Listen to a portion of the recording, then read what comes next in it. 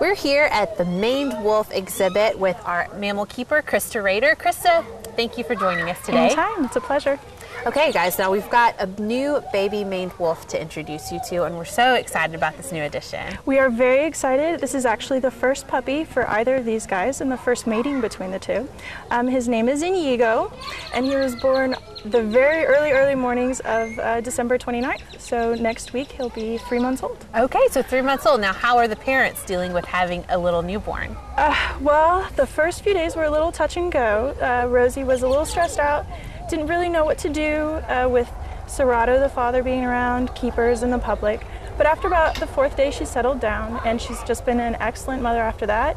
Yeah. Serato's been a great dad. He's been an excellent father towards both the puppy and to Rosita, being very protective of them and letting us know if anybody gets stressed out, and following Inigo around to make sure he's not hurt or anything, and actually snuggling up together in the grass for naps. So oh, what a great parent. We're really thrilled. They're very excellent parents. Now, do maned wolves usually react this way to their new puppies? It can be touch and go in captivity. Usually it's about a 50% chance of puppy survival, especially during the first 2 weeks.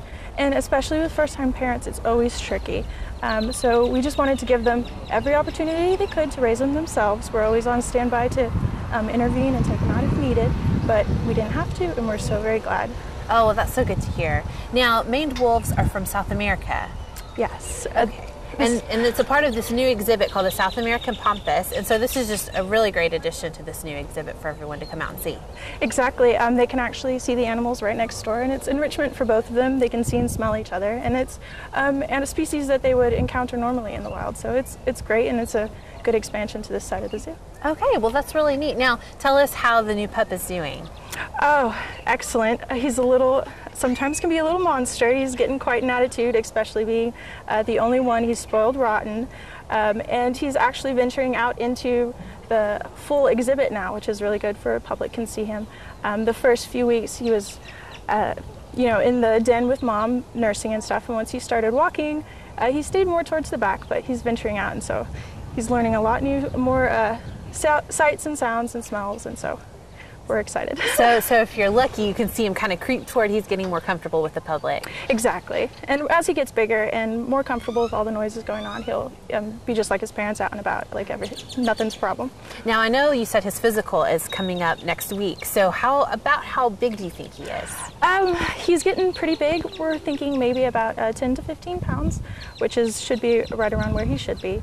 But you never know. Once we put him on the scale, he could be a whole lot more. Yeah, you guys spoil him an awful lot, I bet. We do. Now, the maned wolf is a very distinctive animal. It has a lot of different traits from a lot of different animals. Tell us about that. Well, even though they're called wolves, they actually are not pack animals. They're very solitary. The male and the female will protect the same territory, but they actually won't interact with each other unless they're breeding or raising a puppy. So they don't have the same dog characteristics like most wolves would. And they actually don't howl like a wolf. They do what's called a roar bark, which is a cross between a roar like a lion and a bark like a dog. It's very loud, and the first time you hear it, you'll know exactly what it is because it doesn't sound like any other animal. And they are actually dietarily sort of like bears. Most of their diet is actually vegetation and fruits, and then a small percentage, about 20%, is actually meat, like rodents and birds that they would catch in the wild. So they're actually not big meat eaters like most wolves, so that's kind of interesting.